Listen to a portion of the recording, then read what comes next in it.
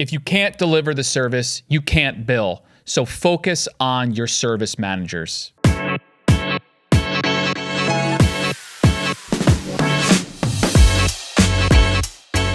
All right, welcome to the Field Famous podcast, brought to you by Field Routes, a show that shines a light on the field service industry and the dedicated professionals that grind every day on their journey to success. I am your host, Christopher Fasano. Before we begin, I just want to remind everybody the best way to receive new episodes of this podcast is to subscribe to your favorite pod player. Now, whether that's Apple Podcasts, Spotify, iHeartRadio, wherever it is you listen to podcasts, you can listen and find this show. It's also available, this show, on YouTube. So if you prefer to watch the interviews and see it that way, please subscribe on YouTube. And last but not least, please leave us a 5-star review. That way other people will find the show a bit more easily, obviously, if you're enjoying it. But we know you will, because we have another great guest today. So let me introduce our guest. Our guest today is Phil Cooper, the CEO, Chief Transformation Officer, which I love, by the way, of Transforms. Phil, are you ready to be field famous? Hell yeah. Hell yeah. So Phil and I were just talking before we got on about, we got to start with the Super Bowl, because Phil is a diehard Birds fan. He's an Eagles fan. I am a Giants fan, but apparently that dynamic he's used to, because his wife is a diehard Giants fan, and I'm saying, man, that must get tough on Sunday sometimes. Every day of the week. Every day of the week. So Phil, he's going to be at the game, right? You're going to be at the Super Bowl. Is this your first Super Bowl? It will be our second. Your second Super Bowl. Okay. Yep. Did you see the Eagles win yet? Have you seen the Eagles win? In Minnesota, yes, we did. Okay, you did. All right, so this is great. So you must be, and you said that you're a section leader, right? Yeah. And what is the responsibilities of a section leader? Well, one responsibility is you try to let people that come in with opposite teams' jersey not to get killed. So. And in Philly, that's you really got to take that. I try to coach them. You got to take that seriously. But my real obligation is just to get the section going. To lead the cheers, do the Eagles cheers, and my wife wants to know how I don't hurt my body parts, which I do. And you're in full gear, right? You're green faced. Yeah, I guess. So I get painted on night games, playoffs, and Dallas. Do you do that? Who does that, by the way? So I have a great friend who's an amazing artist back home. Tried to get her to come out to Arizona. She's not here, so the whole painting thing in Arizona, it will be a little bit tricky. But I'll get painted on Saturday, and I'll be in my war paint, ready to go. Nice. And nice. Yeah, hell yeah, that's what's up. It'll be the deal. Well, by the way, the kids turned out okay. The kids are fine. I was gonna say good luck, but. As a Giants fan, I mean, good. Chris, my wife can hang. Good luck, Phil. I hope you do real well. I hope you do well. Chris, Laura can hang out with you. That's Let's go, Laura. Right. Let's go, Blue. All right. So, Phil, people, they're like, Chris, you started talking about this before you told us who Phil is. So, Phil, introduce yourself, please, and let us know. This is in the context of what you do. So, give us a little background on yourself and how you got into the space. Yep. So. I am I grew up in the pest control industry, so I was the second generation owner of Cooper Pest Solutions back in Lawrenceville, New Jersey, and we grew to the the largest privately held pest control company in the United States, in New Jersey, and 20 out of and 54th largest out of 20,000 in the United States. So we had quite the operation. I started with. Gosh, when I came in, we had about 7 people working for us. We ended up with 110. Wow. We did well. Really cool. And went from there. When was that time frame, Phil? When was that? So came in 84. Okay. And grew to $11 million, by the time we sold in 18. Okay. What I can tell you, Chris, is that, a lot of bumps and bruises on the way, lots of learning lessons. Of course. But I'm pretty confident, that, if we were in that same trajectory over, 34 years now, that we would. Would it be the first guest where the phone goes off? So you're all good. Don't worry. And of course, it typically happens with Eagles fans, so it's all good. Don't worry. I had it on mute, and that didn't quite work, did it? No, it doesn't. Just like most Eagle fans, mute doesn't work, Phil. You can't work. Can't mute them. Can't mute them. Sorry. Doesn't work. Go ahead. So in the meantime,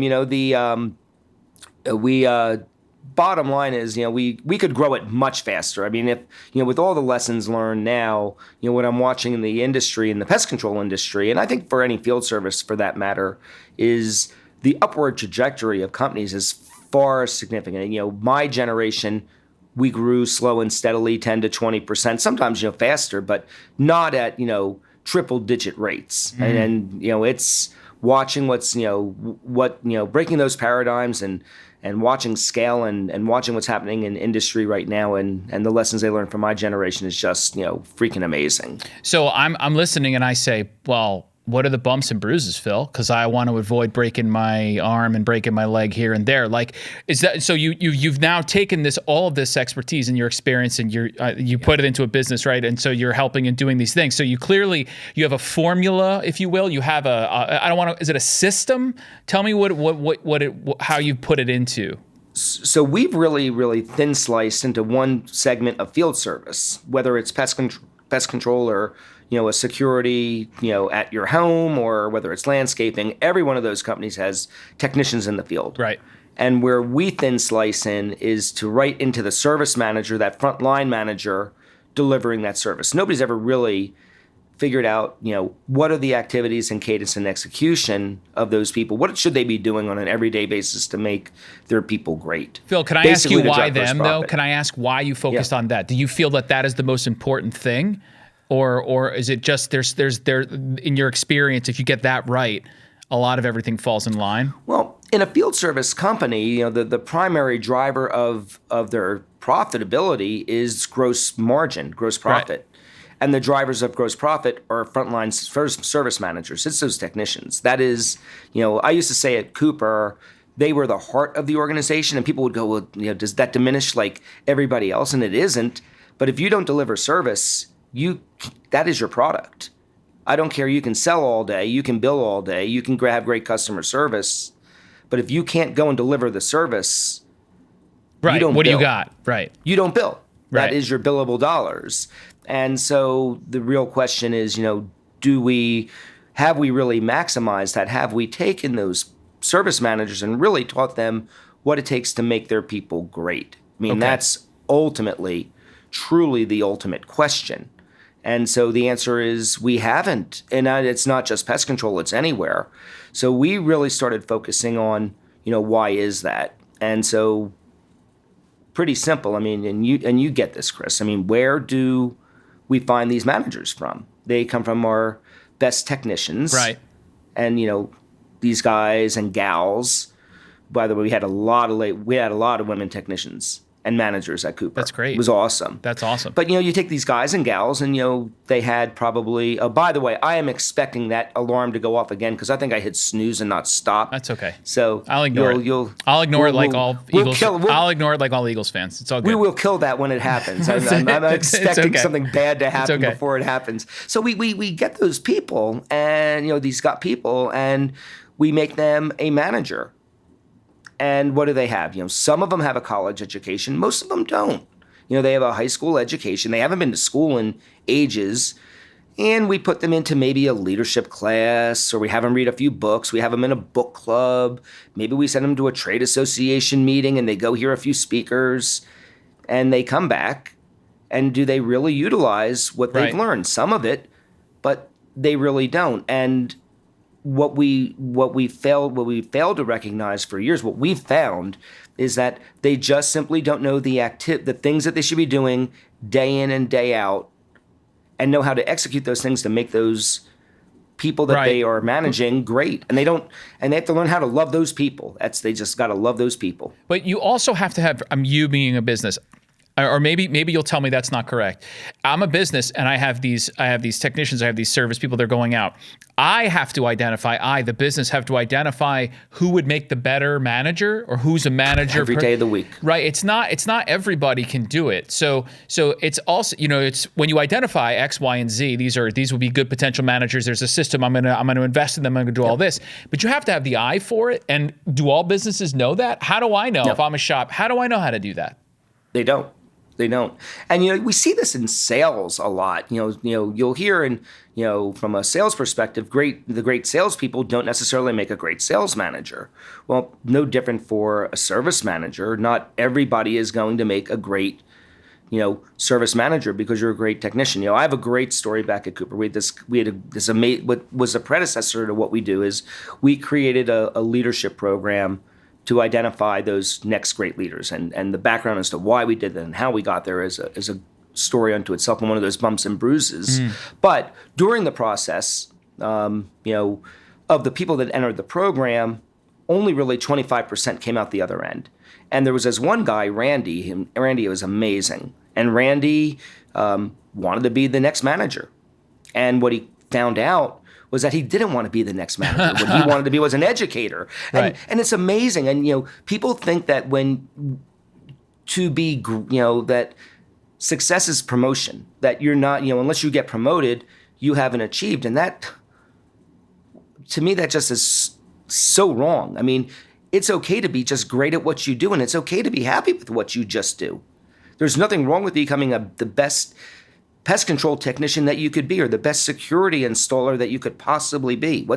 What's wrong with that? And there's nothing wrong with that, but we don't view it that way, and we don't teach it that way. Can I push back on that just for a second? Because someone listening might say, and I agree with that, but I'm just saying, let's say you have I have no desire to be a manager. I am perfectly fine being this technician. I'm going to be the best one possible, and I'm totally comfortable where I am.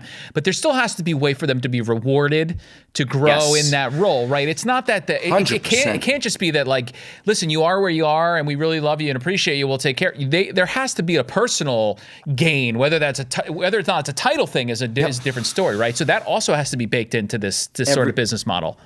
You couldn't. You've hit it spot on, and you have to give. If there's a takeaway for anybody listening to this, it's you've got to know what is driving your people and help them achieve it. We call that 10-5-3. We want to know. We want that service manager to know where each of their individual direct reports or technicians, in this case, want to be 10 years from now, 5 years from now, and 3 years from now, personally and professionally. And it may not be with your organization. Right. What do you do? Well, what do you do with that? That's okay, right? Like, you can't penalize it. Yeah. Love it every day of the week. If I can get 2 amazing years out of a person and help them achieve their dreams. Right. Every day of the week. Right. It's true. It's my boss right now will say, my job is for you to take my job. In other words, Our job as a leader, as a manager, is to get the people below us to eventually be so good that, now to a fault, they either leave to get my position somewhere. It's okay. But the point is, you're investing, you are training, you are building good people. And who knows, maybe they stay with you. Maybe you change that 2 years to 4 years. If they say, you know what, Phil, I'm out of here in 3, they end up staying 6. And that's just because of the relationship there. So you can't penalize someone for, I guess, being honest and saying, I want to be out in 5 years. Well, I'm going to reward them for that. I mean, I want to reward. So we want to build transformational leadership. We want trust, intimate trust, to be built between that manager and the technician. What we say, for somebody to come into our program or to use our system, for that matter, is they've got to have just love their people. I can't teach if there it is. I told you that was going to be. There it is. So I'm telling you, everybody, these Eagle fans killing me. So, but they have to love their people, and if they don't love their people, I can't teach love. Right. You genuinely have to care about these because that's felt, right? It's felt. That's right. Yeah. That's right. Yeah. And if you don't have that, then you shouldn't be a manager, because guess what? As a manager, you are directly influencing those people's lives. You're affecting their lives. You're impacting their lives. Right. And if you impact it in a negative way, shame on you. Right. You're right. And shame on us as organizations for putting that person in that position. Right. It's really true. Like, there's, people will say, oh, when you're working, there's, it's not to say being professional and being kind and compassionate, they could be this, you could be professional and compassionate at the same time. Like, what I always do is I'm always trying to put myself in the position or inside of the other person, always, no matter what, because my goal is to make everyone feel comfortable in the situation. If I'm a manager of 6 on a team.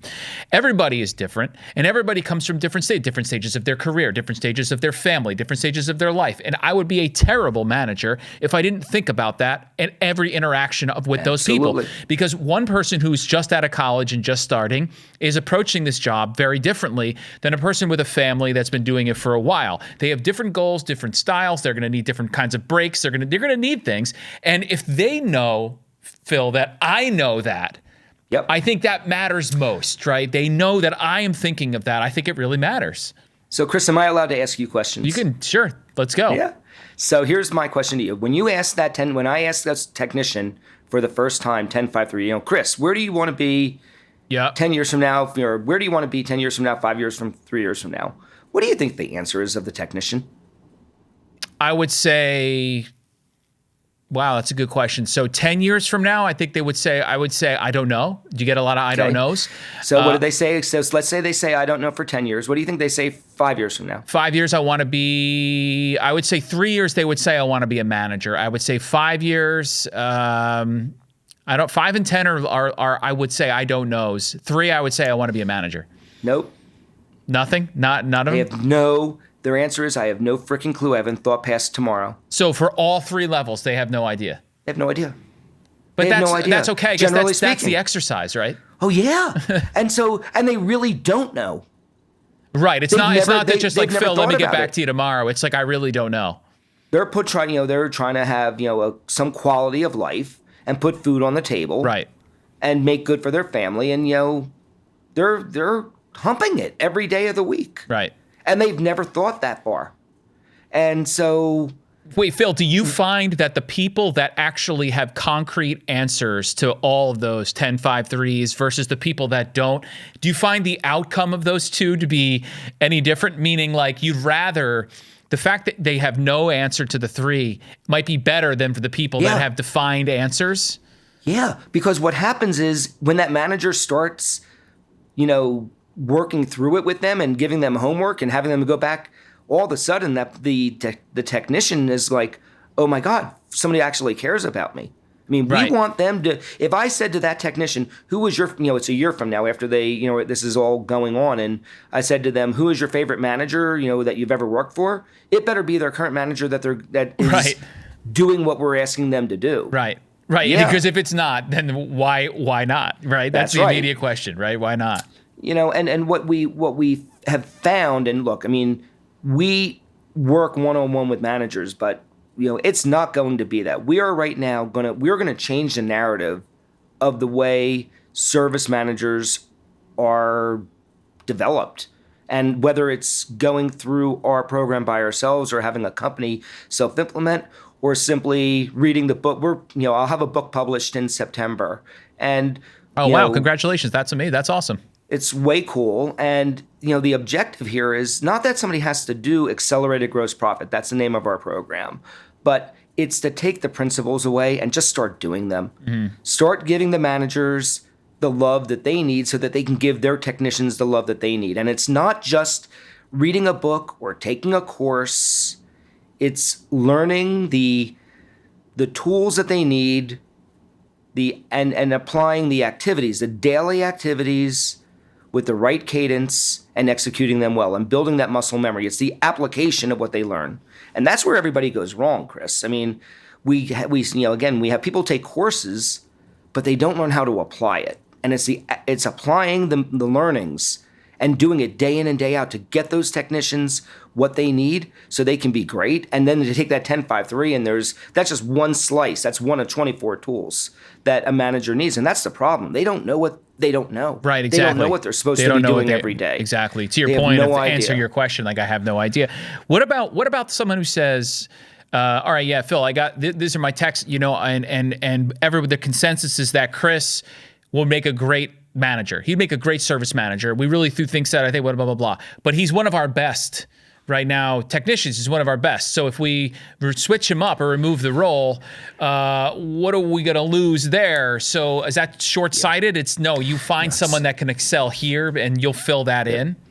There's two things that happen. Yeah. I mean, that's everybody gets worried. We're going to lose our best technician. We're going to lose all this production. Right. I feel this happens on a lot of decisions where you want to move someone up, but they need someone to do the role still. So what do you do?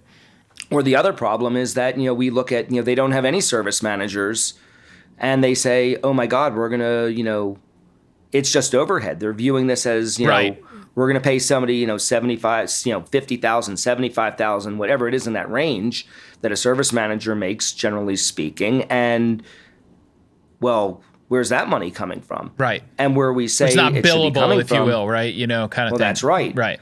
And what we know is if we get the right person, we'll go back to that in 1 second, but if we get the right person, and there's a lot of right people, by the way, the majority of their technicians are the right people. Okay.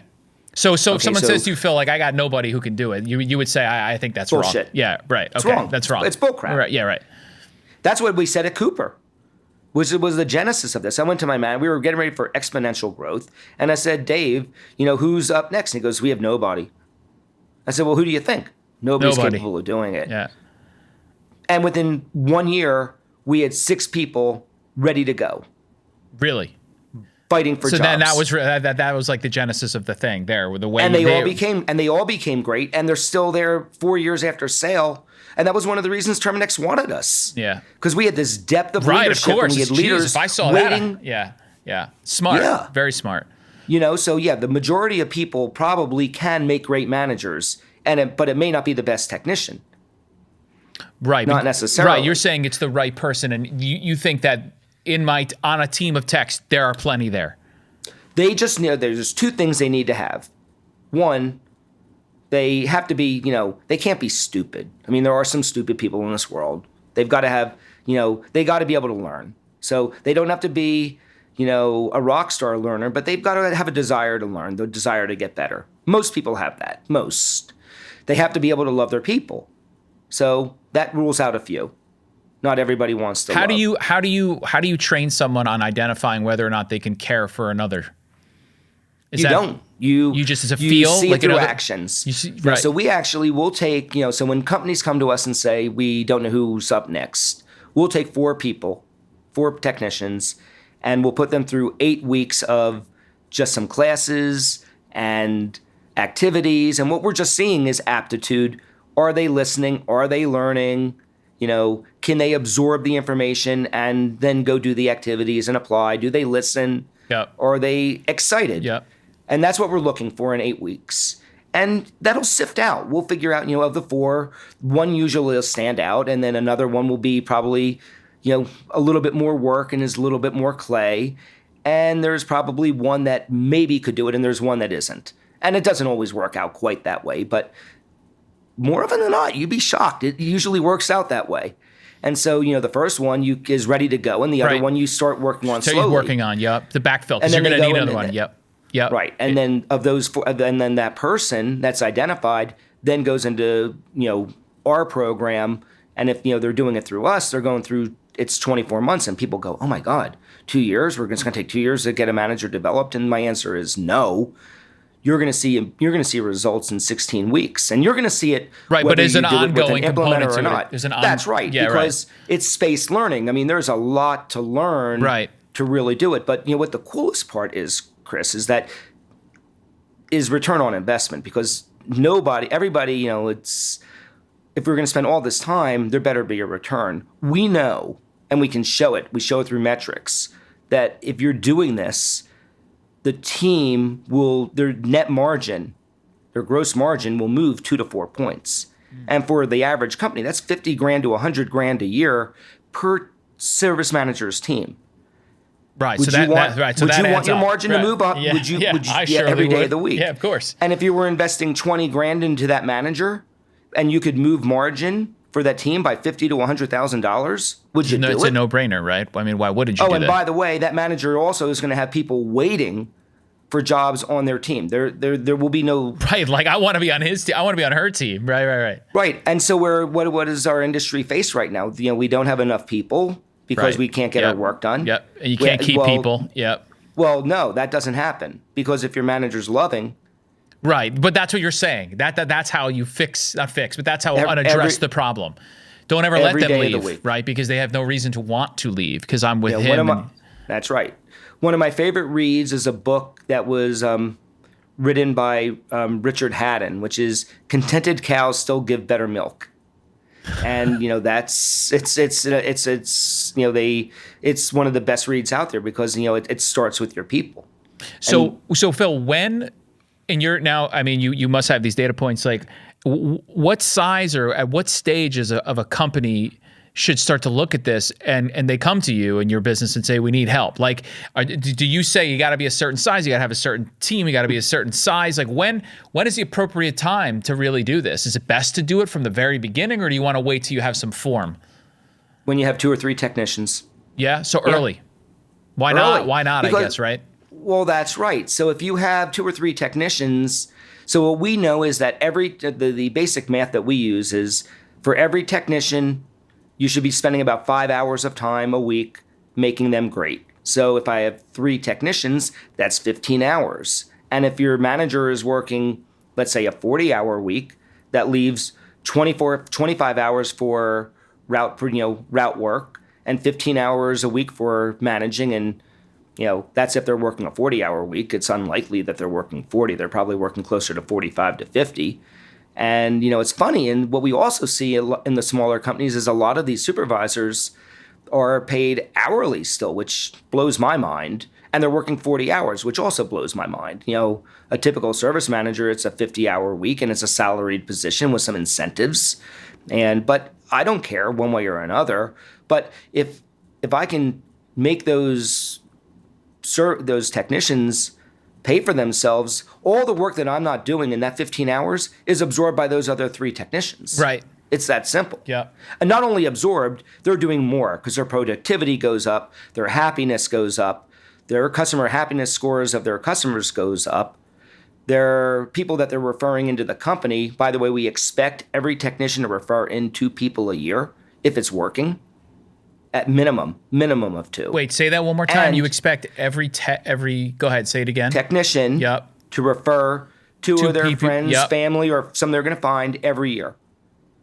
So and you're saying if you create that environment where that technician loves it, it wants to be there, why wouldn't they or why shouldn't they bring 2 people in, right? That's the logic. I call that the acid test. It's if they're not bringing in 2, then they really don't feel the love. Right, exactly.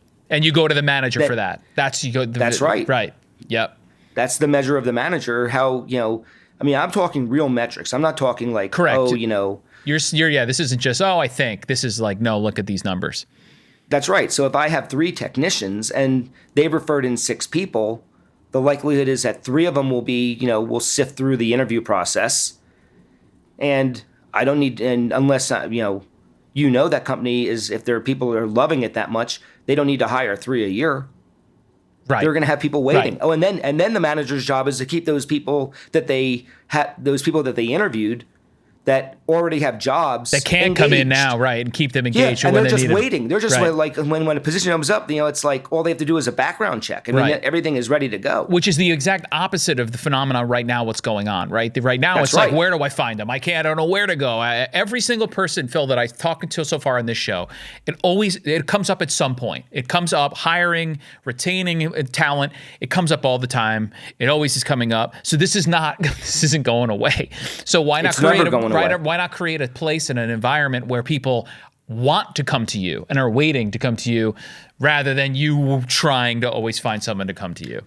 Chris, go outside of field service. I also am an EOS implementer, and I was talking to one of my clients this morning, which is a private equity real estate firm, a company called First National Realty Partners in New Jersey. And they went from, in the last 18 months, from 34 employees to 150. Now, it's not field service, but, how is it that they don't have a problem finding talent in a market where nobody can find anybody, where this morning I had to wait a half hour in a restaurant that was only a quarter filled because they had no servers to serve us. But how does that company do that? And the reason they do it is because they do exactly what we've been talking about for the last half hour. They love their people and their people love that company, and all they do is bring more great talent into that company, and they're growing at this crazy clip. And they're just banging it. And, you just need to, but we're saying, okay, let's, on a service level, field service company, where the lifeblood is that technician base, the people in the field. Yeah. So you know what? Let's just focus and let's dial in on that. And if we can solve that problem, it makes life a lot easier for a field service company. Yep. Yeah. Let me ask you this question, because you have the experience in it, and people that have done it, I always ask because Nowadays, people I talk to that get into field service, whether it's pest or it's lawn or something, they get into it, they start up a shop, they want to grow it, and their goal is to sell it. Like some are legacy. Some people have it in their family. Some want to keep it there. Some want to have this for long. But some want to get in. Maybe it's their second crack at business. Maybe they retire. They whatever. They want to go and they want to build a business and sell it. And this is going on in the space. Obviously, right now it's happening. It's always happened. And the question I ask is, and in my previous life and career, I've sold a business, and I remember that process, and I didn't go into the business thinking I was going to sell it. So that's my question to you is, if you think that's your end game and you're out and you say, I'm going in this to build a profitable, nice business to sell, do you go in with a different approach as you would if you were just going to start a business and hoping to make some money? Or is your advice, no, you just run a good business and the end game will find you? Or is it a different approach in how you would advise a business in that way? The best advice I ever received was, you build your business to sell it. That doesn't mean you're going to sell it. That means if you build your business to sell it, what you're trying to do is create the greatest value. Right. And if you can get your valuation up, then you're going to have a solid business. That means having great process. That you have this great vision, and you know exactly where you're going. That you've got great people, and you've got this really strong leadership team, and you're built to scale.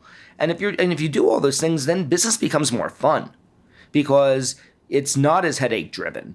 And so the smartest people in this world build their companies always that they could sell it.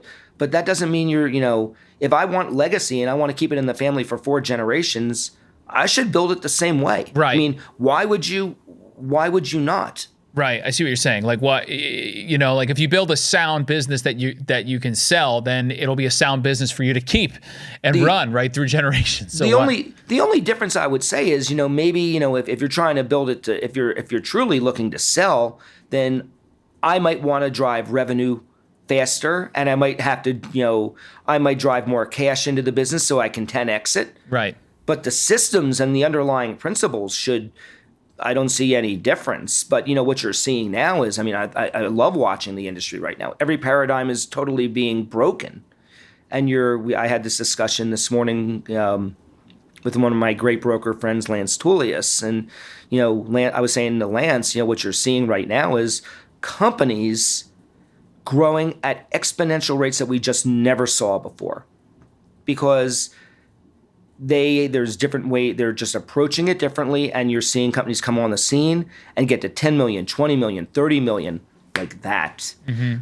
And they so if you're building it to sell, you might accelerate that. Correct. But you're still maximizing value. So correct. I think there are some different approaches. Right. But the process is interesting to me, because I'll never forget that, in conversations when shopping, being able to demonstrate a process and obviously there's a financial component to it, obviously, but how you're staffed, how you're built, can you sustain, can you scale and continue to grow, and what you have, it's one thing if you're handing somebody something that's taped together and this company now wants to take it and build it out, but if you have it all done and it's processed nice and you can scale, it's much more desirable. Why wouldn't it be more desirable, right? But process is the key to that piece. Yeah, I think if you went and asked any of the industry, in the pest control industry, you've got Dan Gordon and Stuart Oust and Paul Gianamore and and again who I just mentioned, Lance.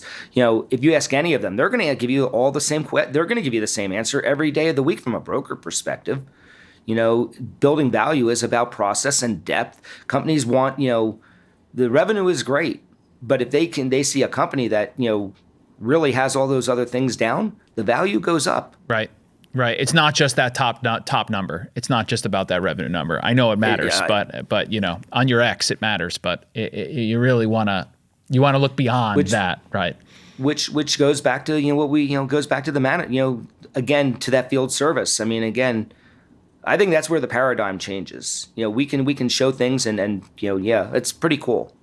So if I'm looking at the time just to begin to close this conversation, if I'm listening to this and I'm like, all right, give me the one liner, give me the soundbite that I need. So Phil, like, what do I need to do? I'm in here, I'm trying to run this business. This is my year. 2023 would be the year, hopefully, for your Eagles and my business, and I'm going to crush it this year. What am I doing? If you had to give me that one thing, what are you saying to me right now? I want you to focus on your service managers.